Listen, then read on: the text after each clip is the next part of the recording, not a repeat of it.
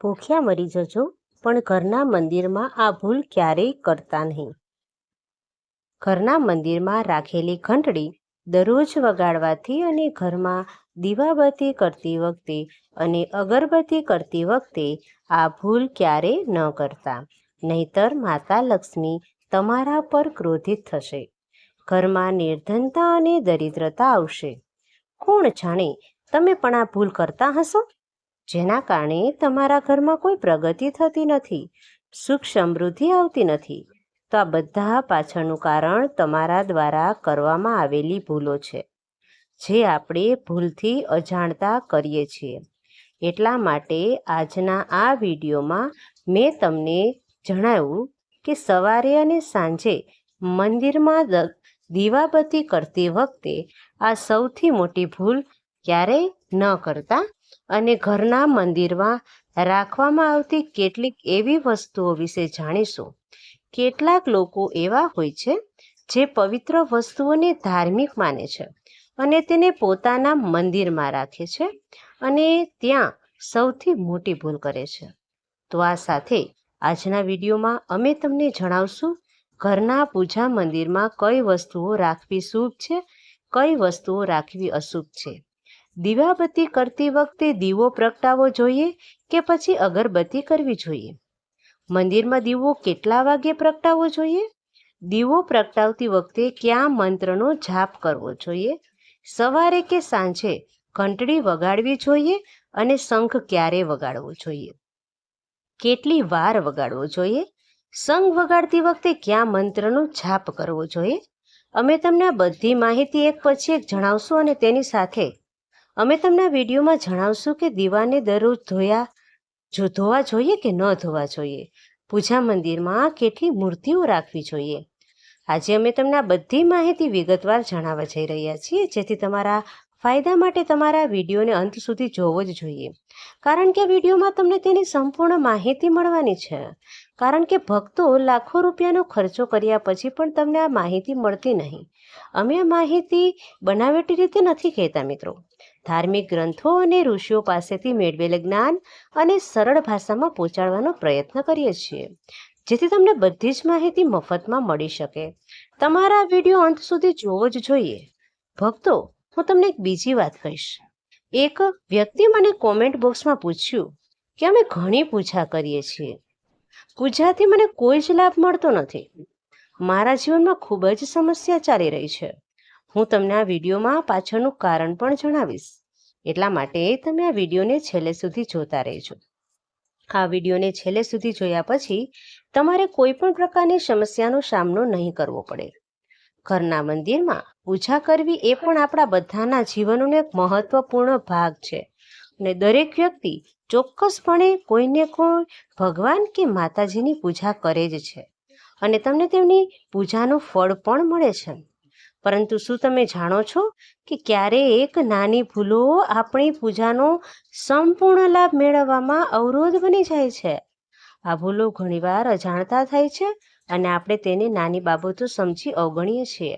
આપણા શાસ્ત્રોમાં આ બાબતોનો ખાસ ઉલ્લેખ કરવામાં આવ્યો છે, જેથી આપણને પૂજાનો સંપૂર્ણ લાભ મળી શકે.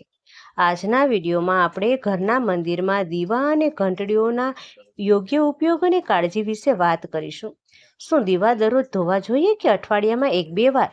જો તે ધાતુ ન હોય તો તેને ક્યારે સાફ કરવો જોઈએ અને કયા દિવસે માટીનો દીવો પ્રગટાવવો જોઈએ. તેમજ મંદિરમાં કયા પ્રકારની ઘંટડીનો ઉપયોગ કરવો જોઈએ અને દીવાબત્તી કરતી વખતે કેટલી વાર ઘંટડી વગાડવી જોઈએ, ક્યારે વગાડવી જોઈએ, સવારે દીવાબત્તી કરતી વખતે કે પછી સાંજે ઘંટડી વગાડવી જોઈએ. બધા જ જવાબ તમને આ વિડીયોમાં મળશે. એટલા માટે આ વિડીયો સંપૂર્ણપણે જોવા બદલ મહત્વપૂર્ણ છે. ઘણા લોકો એવા છે કે જે વિડીયોને કાપીને જુએ છે અથવા તો વિડીયો અધવચ્ચે છોડીને જતા રહે છે. આવા વ્યક્તિ જીવનમાં ક્યારેય સફળતા મેળવતા નથી. તેથી વિડીયોને અડધો છોડીને ન જતા મિત્રો. તમારે આખો વિડીયો જોવો જ જોઈએ, કારણ કે અમે તમારી માટે આ માહિતી સરળ અને સ્પષ્ટ ભાષામાં રજૂ કરીએ છીએ. આ સંપૂર્ણ માહિતી વિશે જાણીએ તે પહેલાં કોમેન્ટ બોક્સમાં તમારા કુળદેવીનું નામ અને સાથે સાથે જય માં લક્ષ્મી, જય શ્રી કૃષ્ણ ભગવાન અને જય શ્રી રામ જરૂરથી લખજો. આ વિડીયોને લાઈક કરજો, ચેનલને પણ જરૂરથી સબસ્ક્રાઈબ કરજો અને સૌ પ્રથમ આપણે માટીના દીવાથી શરૂઆત કરીએ મિત્રો. તેનો ઉપયોગ ઘણીવાર દિવાળી અને અન્ય ધાર્મિક તહેવાર અથવા તો પૂજા વિધિઓમાં થાય છે.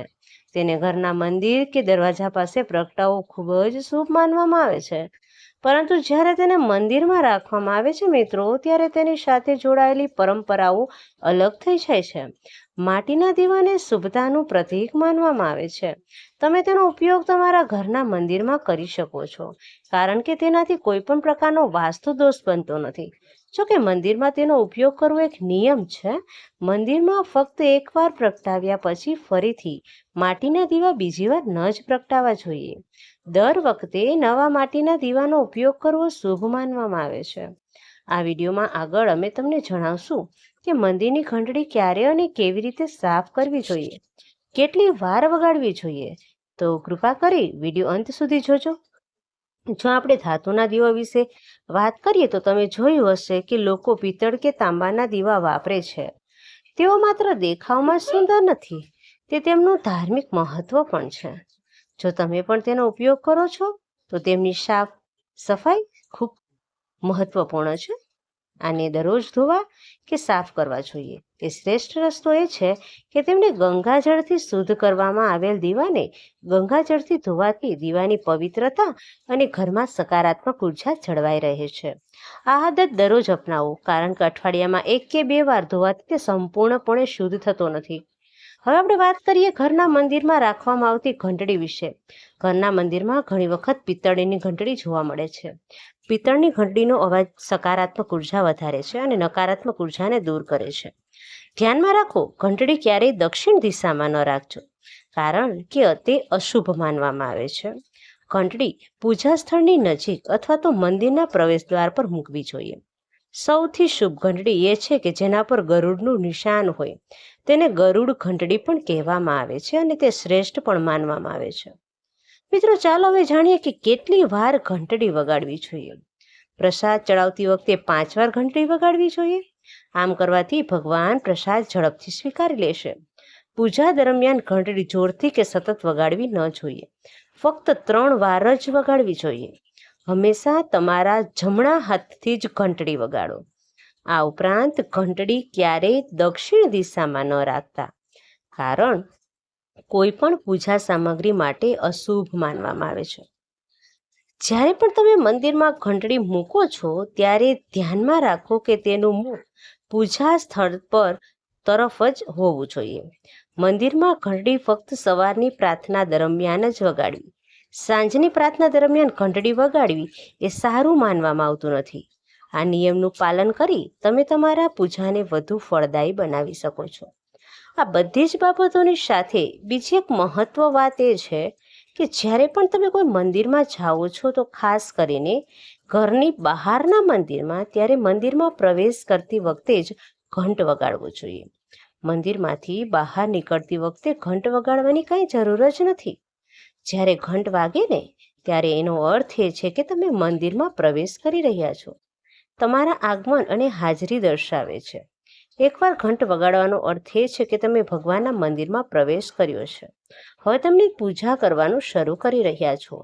જો તમે 2 વાર ઘંટ વગાડો છો તો એનો અર્થ એ છે કે તમે તમારી પ્રાર્થના અથવા તો તમારી મનની વાત ભગવાન સમક્ષ કહી રહ્યા છો. હવે તમે કેટલીક એવી વાતો કહેવા જઈ રહ્યા છો, કદાચ કોઈ તમને કહેશે નહીં, એટલા માટે ધ્યાનથી સાંભળો. મિત્રો, તે પહેલાં હજુ સુધી તમે કોમેન્ટ બોક્સમાં જય મા લક્ષ્મી નથી લખ્યું તો જરૂરથી લખજો. સાથે આ વિડીયોને લાઈક કરી દેજો અને ચેનલને પણ સબસ્ક્રાઈબ કરી દેજો. ચાલો હવે ઘરના મંદિર સંબંધિત કેટલાક મહત્વપૂર્ણ નિયમો જોઈએ. સૌપ્રથમ પૂજા કરતી વખતે તમારું મુખ હંમેશા પૂર્વ દિશા તરફ હોવું જોઈએ. આ દિશાને શુભ માનવામાં આવે છે, કારણ કે તે વાતાવરણમાં સકારાત્મક ઉર્જા ફેલાવે છે. ભલે પૂજા પશ્ચિમ તરફ મુખ કરીને કરી શકાય, પણ પૂર્વ તરફ મુખ કરીને બેસવું સૌથી ફાયદાકારક છે. ધ્યાનમાં રાખો કે ઘરના દાદરાથી નજીક પૂજાખંડ અથવા તો પૂજા સ્થળ બનાવવું શુભ માનવામાં આવતું નથી. આનાથી પૂજા સ્થાનમાં નકારાત્મક ઉર્જાનો સંચાર થઈ શકે છે. આગળની વાત કરીએ તો પૂજા કરતી વખતે હંમેશા આસન પાથરીને બેસવું ફક્ત આરામ જ નથી આપતું, પણ પૂજા દરમિયાન મનોબળ અને તમારી એકાગ્રતા વધારે છે. નાના આસન પર બેસી પૂજા કરી શકાય, પરંતુ ખાતરી કરું છું કે તમારું આસન ભગવાનના આસન કરતાં ઊંચું ન હોય. આ રીતે પૂજા કરવાથી ભગવાન પ્રત્યે ભક્તિ અને આદર દેખાય છે. પૂજા ખંડમાં તે ઘરના મંદિરમાં ભગવાનનું આસન હંમેશા ઊંચું જ હોવું જોઈએ. એનો અર્થ એ છે કે ભગવાનનું આસન તમે જ્યાં બેઠા છો ને તેના કરતાં ઓછામાં ઓછું 10 ઇંચ ઊંચું હોવું જોઈએ. ભગવાનની મૂર્તિ કે પ્રતિમાને જમીન પર સ્થાપિત કરવી અશુભ માનવામાં આવે છે. તેથી પૂજા સ્થાનમાં સકારાત્મકતા રહે અને ઉર્જાનો પ્રવાહ યોગ્ય દિશામાં રહે તે માટે દેવતાનું આસન ઊંચું રાખવું મહત્વપૂર્ણ છે. પૂજાખંડમાં વાસી કે સુકાઈ ગયેલા ફૂલો ક્યારેય ન રાખો. પૂજામાં ફૂલોનો સમાવેશ કરવો પણ અશુભ માનવામાં આવે છે. પૂજામાં હંમેશા તાજા ફૂલોનો ઉપયોગ કરો. જ્યારે પૂજા ઘરમાં ફૂલો સુકાઈ જાય અથવા તો કાળા થઈ જાય ત્યારે આ ફૂલોને માટીમાં દાટી દેવાની સલાહ આપવામાં આવે છે, જેથી નકારાત્મક ઉર્જા દૂર થઈ શકે અને તમારા ઘરમાં પવિત્રતા જળવાઈ રહે.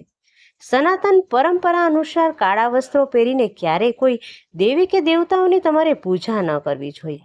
એવું પણ માનવામાં આવે છે કે કાળા કપડાં પહેરવાથી મનમાં નકારાત્મક ભાવના ઉત્પન્ન થાય છે, જે પૂજાની ઉર્જાને અસર કરી શકે છે. તેથી હંમેશા શુભ અને આછા રંગના કપડાં પહેરો, જેથી મનમાં સકારાત્મકતા અને શાંતિ બની રહે. તમે જે રૂમમાં સૂવો છો ત્યાં ઘરનું મંદિર બનાવવું ક્યારેય યોગ્ય માનવામાં આવતું નથી મિત્રો. જો તમારી પાસે તમારા બેડરૂમમાં મંદિર બનાવવા માટે જગ્યા હોય અને તમારે બનાવવું પડે એમ જ હોય તો રાત્રે મંદિરને ઢાંકી રાખવાનું યાદ રાખો. આ નિયમનું પાલન કરવાથી ઘરમાં શાંતિ અને સમૃદ્ધિ જળવાઈ રહે છે. તમે તમારી પૂજા અને ધ્યાનમાં એકાગ્રતા પ્રાપ્ત કરી શકો છો. આવો સૌ પ્રથમ અમે તમને ગૃહ પૂજા મંદિરમાં કઈ વસ્તુઓ રાખવી, કઈ વસ્તુઓ ઘરના મંદિરમાં ન રાખવી તે અંગેના કેટલાક મહત્વપૂર્ણ નિયમો જણાવશું. સૌ પ્રથમ મિત્રો, ભગવાનની ખંડિત કે તૂટેલી મૂર્તિ ન રાખો. ભગવાનની મૂર્તિઓને ફોટા હંમેશા સારી સ્થિતિમાં રાખવા જોઈએ. જો કોઈ મૂર્તિ કે ફોટા કોઈ નુકસાન થતું હોય તો તેને પૂજા સ્થળથી દૂર કરી દો. તૂટેલી મૂર્તિ ભગવાનની પવિત્રતા ઘટાડી શકે છે, તમારા પૂજા સ્થળની ઉર્જાને અસર કરી શકે છે. ઘરમાં સકારાત્મક ઉર્જા રહે તે માટે યોગ્ય રીતે પાણીમાં પધરાવી દેવું જોઈએ. હવે બીજી વાત, એક કરતાં વધુ દેવી દેવતાઓના ફોટા ન રાખવા જોઈએ. આનાથી ઉર્જાનું સંતુલન બગડી શકે છે અને પૂજાની અસર ઓછી થઈ શકે છે. તમારે આનું ખાસ ધ્યાન રાખવું જોઈએ. હવે મિત્રો, આપણે ત્રીજી વાત કરીએ. પૂજા મંદિરમાં રાખેલા શિવલિંગ સાથે સંબંધિત છે.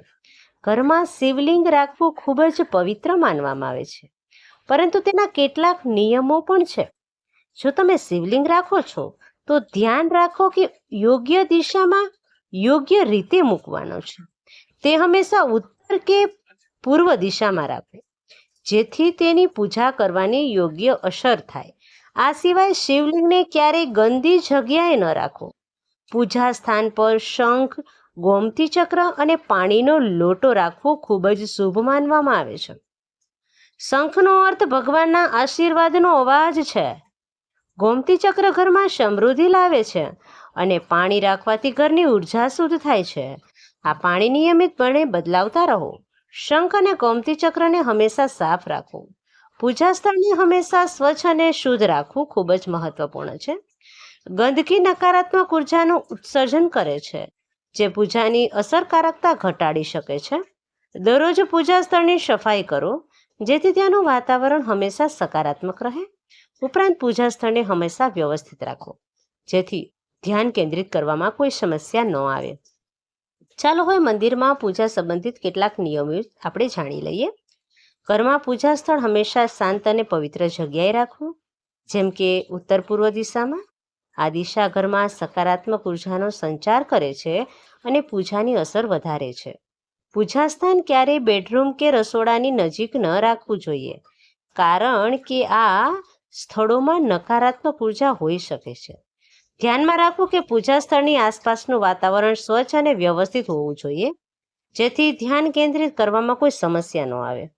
હજુ સુધી મિત્રો તમે કોમેન્ટ બોક્સમાં જય શ્રી કૃષ્ણ નથી લખ્યું ને, તો કોમેન્ટ બોક્સમાં જય શ્રી કૃષ્ણ જરૂરથી લખો. ચાલો મિત્રો, હવે પૂજા મંદિરમાં રાખવામાં આવતા દીવા દીવા પ્રગટાવવા સંબંધી કેટલાક મહત્વપૂર્ણ નિયમો વિશે આપણે આજે વાત કરી લઈએ. અને એ ખૂબ જ શુભ કાર્ય માનવામાં આવે છે, પરંતુ તે યોગ્ય રીતે કરવું ખૂબ જ મહત્વપૂર્ણ છે મિત્રો. યોગ્ય રીતે દીવો પ્રગટાવવાથી ભગવાનના આશીર્વાદ હંમેશા પ્રાપ્ત થાય છે. ઘરમાં સકારાત્મક ઉર્જા આવે છે. તો મિત્રો, ચાલો આપણે એ જાણી લઈએ કે વાસ્તુશાસ્ત્ર અને જ્યોતિષશાસ્ત્ર અનુસાર દીવો પ્રગટાવવાનો નિયમ શું છે. આ ખાસ તમારે જાણવું જ જોઈએ, જે ફક્ત તમારી પૂજાને અસરકારક બનાવે છે અને તમારા ઘરની ઉર્જાને પણ સંતુલિત કરે છે. મિત્રો, સૌપ્રથમ પૂજામાં દીવાનું સ્થાન ખૂબ જ મહત્વપૂર્ણ છે. તેને હંમેશા ભગવાનની મૂર્તિની સામે રાખો, જેથી દીવાનો પ્રકાશ ભગવાનના આશીર્વાદ અને કૃપાનું પ્રતીક બને. આ રીતે દીવાનો પ્રકાશ તમારા પૂજા સ્થાનને શુદ્ધ અને ઉર્જાથી ભરપૂર રાખે છે. હિન્દુ ધર્મમાં ભગવાનની પૂજામાં દીવો પ્રગટાવવા માટે કેટલાક ખાસ અને મહત્વપૂર્ણ નિયમો જણાવવામાં આવ્યા છે. જેમ કે ક્યારે તૂટેલો દીવો પ્રગટાવવો જોઈએ નહીં, ક્યારેય આમ કરવાથી પૂજામાં અશુદ્ધિ આવે છે. તેથી જ પૂજા દરમિયાન 2 દીવા એક સાથે પણ ન પ્રગટાવવા, કારણ કે આ ઉર્જા સંતુલનને ખલેલ પહોંચાડી શકે છે. ભૂલથી પણ તેલ કે ઘીના દીવા એક સાથે ક્યારેય ન પ્રગટાવવા જોઈએ, કારણ કે બંનેમાં અલગ અલગ ઉર્જા હોય છે મિત્રો, અને આ પ્રાર્થનાની શક્તિને અસર પણ કરી શકે છે. વાસ્તુશાસ્ત્ર અનુસાર હંમેશા ઘીનો દીવો ડાબી બાજુ અને તેલનો દીવો જમણી બાજુ રાખવાનો હોય છે. આમ કરવાથી પૂજા સ્થાનમાં ઉર્જાનું સંતુલન જળવાઈ રહે છે મિત્રો. ઘર પર સકારાત્મક ઉર્જા પડે છે. તેલ અને ઘી બંનેના દીવાનું મિશ્રણ ખૂબ જ શુભ છે, પરંતુ તેમને યોગ્ય દિશામાં મૂકવા મહત્વપૂર્ણ છે. જ્યોતિષશાસ્ત્ર મુજબ દીવો ક્યારેય પશ્ચિમ દિશામાં ન રાખવો જોઈએ. પશ્ચિમ દિશાને નકારાત્મક ઉર્જાની દિશા માનવામાં આવી છે. આ દિશામાં દીવો રાખવાથી પૂજાનો પ્રભાવ ઓછો થઈ શકે છે. દીવો ઉત્તર કે પૂર્વ દિશામાં મૂકવો ખૂબ જ શ્રેષ્ઠ છે. આ દીવા પૂજામાં સકારાત્મક ઉર્જા લાવે છે અને તમારી પૂજાને ફળદાયી પણ બનાવે છે. દીવો પ્રગટાવતી વખતે હંમેશા ધ્યાન રાખો કે દીવાની વાટ પૂર્વ કે ઉત્તર દિશા તરફ જ હોવી જોઈએ. આ દીવાને સકારાત્મક ઉર્જાની દિશા માનવામાં આવે છે. તેના કારણે તમે તમારી પ્રાર્થનામાં શક્તિ અને અસરકારકતાનો અનુભવ કરીશું. આ ઉપરાંત પૂજા દરમિયાન ઘીના દીવામાં કપાસની વાટ અને તેલના દીવામાં લાલ કલાવાની વાટનો ઉપયોગ જ કરવો જોઈએ મિત્રો. આ પરંપરાને વાસ્તુશાસ્ત્ર અને જ્યોતિષશાસ્ત્ર બંનેમાં શુભ માનવામાં આવેલું છે. કપાસની વાટથી બનેલા દીવાનો પ્રકાશ સ્પષ્ટ અને સ્થિર હોય છે, જ્યારે લાલ ચલાવથી બનેલી વાટ પર્યાવરણમાં સકારાત્મક ઉર્જાનો પ્રવાહમાં મદદ કરી શકે છે મિત્રો. ઉપરાંત ઘીનો દીવો પ્રગટાવ્યા પછી તરત જ તેલનો દીવો પ્રગટાવવો જોઈએ જ નહીં. બંને દીવા પ્રગટાવ્યા વચ્ચે થોડો સમય અંતર હોવો જ જોઈએ, જેથી પર્યાવરણમાં શુદ્ધતા અને સંતુલન જળવાઈ રહે. દીવો ત્યારે પ્રગટાવો જ્યારે ભગવાન જાગતા હોય. સવારની પૂજા કરતી વખતે દીવો પ્રગટાવવો જોઈએ. સાંજની આરતી માટે દીવો પ્રગટાવવો જોઈએ. આ સમય ખાસ કરી પૂજા અને ધ્યાન માટે શ્રેષ્ઠ છે. આ સમયે દીવો પ્રગટાવવાથી સકારાત્મક ઉર્જાનો પ્રવાહ આવે છે. દીવો પ્રગટાવવાનું માત્ર ધાર્મિક મહત્વ જ નથી, પરંતુ મિત્રો, દીવો છે એ વાસ્તુશાસ્ત્ર અને જ્યોતિષશાસ્ત્રમાં પણ તેનું ખૂબ જ મહત્વ આપેલું છે, મહત્વનું સ્થાન છે. દીવો પ્રગટાવવાથી ઘરમાં સકારાત્મક ઉર્જા પણ આવે છે અને ઘરમાં 7 ચક્રનું સંતુલન બને છે. તે બધી જ ઘરની નકારાત્મક ઉર્જાને દૂર કરી આપે છે અને પર્યાવરણને શુદ્ધ કરે છે. દીવાનો પ્રકાશ ઘરની ઉર્જા જ નહીં, પરંતુ માનસિક શાંતિ પણ પ્રદાન કરે છે મિત્રો. તેથી ધ્યાનમાં રાખો કે પૂજા દરમિયાન પ્રગટાવતી વખતે ઉપર જણાવેલા બધા જ નિયમનું પાલન કરો. આનાથી ભગવાનની કૃપા હંમેશા તમારી પૂજા ને જીવનમાં રહે છે. ઘરમાં સકારાત્મક પ્રવાહ ચાલુ રહે છે. મિત્રો, જો આ વિડીયો તમને પસંદ આવ્યો હોય તો વિડીયોને લાઈક કરજો, ચેનલને પણ જરૂરથી સબસ્ક્રાઈબ કરજો. બાજુમાં આપેલા બેલ આઇકનને પ્રેસ કરીને ઓલ ઉપર સિલેક્ટ કરી દેજો, જેથી તમને વિડીયોની નોટિફિકેશન સૌથી પહેલાં મળતી રહે. અને હા મિત્રો, કોમેન્ટ બોક્સમાં જય શ્રી કૃષ્ણ, જય શ્રી રામ જરૂરથી લખજો. વિડીયોને છેલ્લે સુધી જોવા બદલ મિત્રો તમારો ખૂબ ખૂબ ખૂબ આભાર. હવે મળીશું નવા વિડીયો નવા ટોપિક સાથે. ત્યાં સુધી બધાને રાધે રાધે.